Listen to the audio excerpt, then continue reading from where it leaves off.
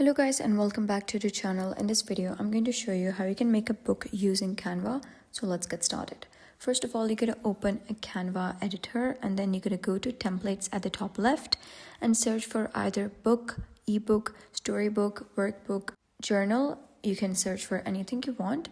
And then you're going to simply add the front page. So you're going to design the front cover with book title, author name, that is basically your name, strong background image or illustration, bold readable fonts.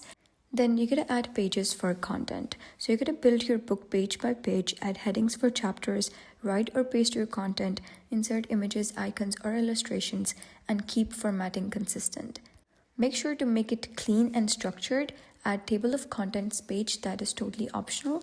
Make sure to add chapter separations, consistent fonts and spacing, and page numbers. Once done, you can click on share, then click on download, and then you can choose PDF for printing and digital ebook.